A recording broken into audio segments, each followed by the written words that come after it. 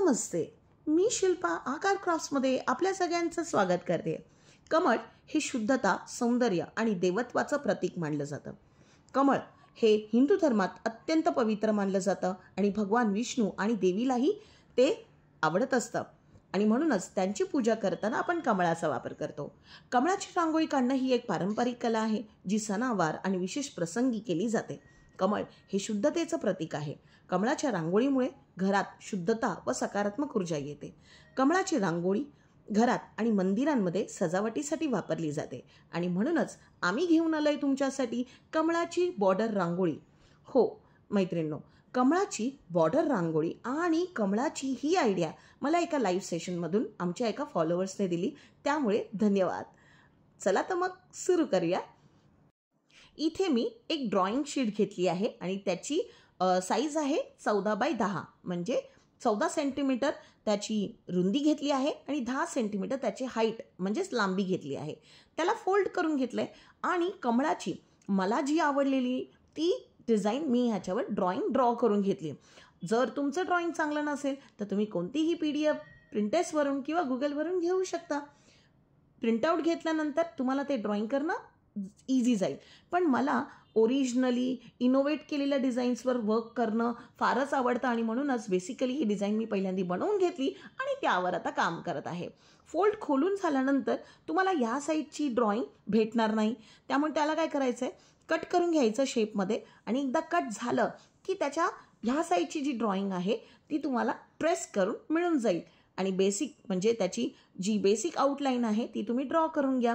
काहीशी अशी मी एक डिझाईन, बऱ्याच डिझाईन कट करून फेल झाल्यानंतर मला एक फायनल ही डिझाईन मिळाली ज्यामध्ये मी सॅटिस्फाईड आहे की yes this is I want आणि म्हणूनच ह्या डिझाईनवर मी फायनल केला आणि ही डिझाईन बनवण्याचा प्रयत्न मी हा पूर्ण व्हिडिओमधून करत आहे. मैत्रिणींनो आणि मित्रांनो, भरपूर डिझाईन्स आहेत. म्हणजे मला असं वाटतंय माझ्या प्लान्समध्येही भरपूर अशा डिझाईन्स आहेत ज्या मला रेडीमेड रांगोळीमध्ये करून पाहायच्या आहेत. बऱ्याच काही गोष्टी येत आहेत, बऱ्याच अडचणी येत आहेत, पण त्या सगळ्या अडचणींना अगदी माझ्या पद्धतीने त्यावर सोल्युशन फाइंड आउट करून मी एक प्रेझेंटेशन म्हणजे एक व्हिडिओ बनवण्याचा प्रयत्न करते आणि त्यामध्ये ना एकदा यश आलं ना की असं वाटतं वाव, जे आपल्याला अचीव झालेलं आहे, जे आपण बघतोय शिकवतोय हे खरंच खूप चांगलं आहे. आणि जर तुम्हालाही आवडत असेल so please appreciate our channel, follow us more and share करा जास्तीत जास्त तुमच्या मैत्रिणीपर्यंत. आता इथे पहा, ती डिझाईन कटआउट मी खालच्या बेसला सेलो टेपने स्टिक करून घेतली आणि त्यावर A4 परमनंट मार्करने, A4 OHP शीटवर परमनंट मार्करने त्यावर ती डिझाईन प्रेस करून घेतली आहे. आता अगदी जर खूप फास्ट सांगितली असेल तर परत एकदा सांगते, जी कटआउट आपण केली होती ती कटआउट मी सेलो टेपने खालच्या साईडला स्टिक करून घेतली आहे आणि त्यावर OHP शीट घेऊन तुम्ही पाहू शकता की सेलो टेपने फिक्स करून घेतली आहे. परमनंट मार्करने मी त्यावर ट्रेस करून घेत आहे. आता या खालच्या साईडला पण तुम्ही बघत असाल की मी 2 सर्कल ड्रॉ केले. काय ना, ते डिझाईनमध्ये जर पेपरमध्ये मी ड्रॉ केले असते ना तर ते पूर्ण सर्कल नसते आले आणि म्हणूनच मी इथे पूर्ण OHP शीटवर तो पूर्ण सर्कल ड्रॉ करण्याचा प्रयत्न केला आहे. आता या पूर्ण डिझाईनला शेप टू शेप कट करून घ्यायचं आहे. हां, थोडंसं एक्स्ट्रा ठेवलात तर चालणार आहे. थोडंसं एक्स्ट्राच ठेवून कट करा, म्हणजे काही चुकी झालीच तर तुम्ही त्यामध्ये करेक्ट करू शकता. नेहमीप्रमाणे आपण 50-50% मिश्रण बनवून घेणार आहोत. 50% पाणी आणि 50% फेविकॉल MRचं मी इथे मिश्रण बनवून घेतलं आहे आणि लाईट पिंक बनवण्यासाठी मी पिंकमध्ये थोडंसं व्हाईट ॲड केलं आहे. लाईट पिंक आणि डार्क पिंकच्या 2 शेडमध्ये मी हे पूर्ण लोटस कंप्लीट करणार आहे. आता स्टेप काय करायचे, मिश्रण आपल्या OHP शीटला लावून घ्यायचं. पहिला डार्क शेड घ्या किंवा लाईट शेड घ्या, कोणतंही तुम्ही फॉलो करू शकता. खालून डार्क घ्या, वरतून लाईट घ्या, तसंही कमळ सुंदर दिसेल. आपल्या अनुभवानुसार काम करा. तुम्हाला काम करताना काय वाटतंय, तुमच्या क्रिएटिव्हिटीच्या आयडियाज वेगळ्या असू शकतात. मी फक्त गाईडलाईन देते आहे की हे असं करा.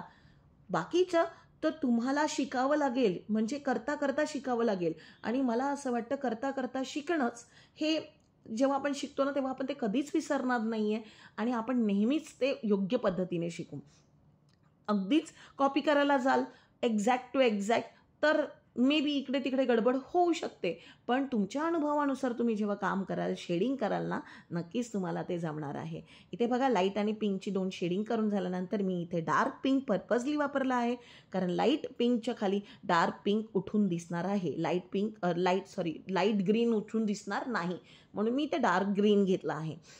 आता दुसरा लेअर, पहिला आणि दुसऱ्या लेअरमध्ये 20 ते 15 मिनिटाचं अंतर तुम्हाला ठेवायचं आहे, सुकवायला ठेवायचं आहे ते, आणि नंतर दुसरा लेअर मारायचा आहे.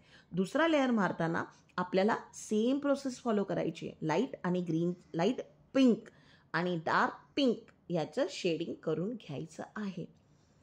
आता मजा काय माहिती आहे या डिझाईन बनवण्याची, जेव्हा मी एक लाईव्ह सेशन घेतलं होतं आय थिंक लास्ट वेनसडे, तेव्हा एका फॉलोवरने आयडिया दिली की लोटसची डिझाईन दाखवा, आणि तीच डिझाईन शोधता शोधता मला बऱ्याच अशा डिझाईन मिळून गेल्या, ह्याच्यातली ही जी डिझाईन होती ती मला बऱ्यापैकी योग्य वाटली, आणि नंतर मला त्या आयडिया सुचत गेला की आपण ह्याची एक बॉर्डर रांगोळीसुद्धा बनवू शकतो. आणि म्हणूनच इथे जेव्हा मी करायला घेतलं हळूहळू, आणि ते खूपच चांगल्या त्याचे रिझल्ट्स आहेत, आणि ते खूपच चांगल्या क्रिएटिव्हली ते प्रेझेंट करण्यासाठी मला वेळ तसा मिळाला, आणि ते तसं बनत गेलं. त्यामुळे खूपच आनंद होतो आहे की खरं हे काहीतरी चांगलं आपण बनवू शकलो ह्यामधून. आता इथे बघा पूर्णपणे दुसरा लेअर पण सुकलेला आहे. दुसरा लेअर सुकल्यानंतर तुम्हाला 15 ते 20 मिनटं वेळ द्यायचा आहे रांगोळीला. अगदी व्यवस्थित सुकून गेली. आता दुसरा लेअर मारताना तुम्हाला काय काळजी घ्यायची आहे, आधीही तुम्हाला मी सांगितले, फेविकॉल हळूहळू मारायचा, घासून काढायचा नाही. पहिला लेअर अगदी घासलात तर पहिला लेअर निघून जाईल आणि दुसरा लेअर मारताना तुम्हाला प्रॉब्लेम येतील. त्यामुळे हळूहळू तुम्ही शेडिंग त्यावर मॅनेज करा. आता एका साईडला जशी शेडिंग केली आहे तशीच दुसऱ्या साईडला करण्याचा प्रयत्न करा. जसं वरतून डार्क आणि खालून लाईट, कळलं ना? आणि आता ग्रीन आणि येल्लो, ऑरेंज हेही मी इथे कंप्लीट करून घेत आहे. म्हणजे ऑरेंज आणि येल्लोवर मी दोन्हीसुद्धा ठिकाणी कलर मारत आहे. आता बघा, पहिल्यांदा मी ठरवलं होतं की चल आपण ह्या वेळेला ना लाईट डार्क पिंकचं बॉर्डर करून बघू, पण then I realise this colour is little similar. So परत मी माझं माइंड चेंज केलं, नाही आपण व्हाईटनेच बॉर्डर करूया, कारण रांगोळीची जी लुक येणार आहे ना ओव्हरऑल तो व्हाईट बॉर्डरनेच येईल. आणि म्हणूनच मी लाईट पिंक किंवा डार्क पिंक या कॉम्बिनेशनमध्ये न जाता मी विचार केला, आणि विचार बदलला आणि व्हाईट बॉर्डर करायला सुरुवात केली. आता व्हाईट बॉर्डर केल्यानंतर बघा, तो जो एक्झॅक्ट रांगोळीचा जो इफेक्ट मला हवा होता तो इथे येत आहे, आणि त्यानुसार मी स्टेप बाय स्टेप कंप्लीट केले, आणि थोडं वरतून लाईन्सचे इफेक्ट दिले. नंतर मला वाटत होतं की ह्यामध्ये थोडेसे असे रेड कलरचे लाईनचे इफेक्ट दिले असते तर अजूनही सुंदर दिसलं असतं, बट ठीक आहे, next time I will try that. But आत्ता मी व्हाईट कलरनेच थोडंसं शेडिंग दिलं आहे. आता पूर्ण बॉर्डरला जेव्हा मी ही डिझाईन लावून बघितली तेव्हा 5 किंवा 6 लोटस कमळ मला हवे होते, त्यामुळे मी इथे बनवलेत 3 अशा शेडिंग असलेले लोटस, म्हणजे असे वरतून डार्क आणि खालून लाईट, आणि ज्याच्यामध्ये मी व्हाईटने शेडिंग पण केली आहे काहीशी अशी.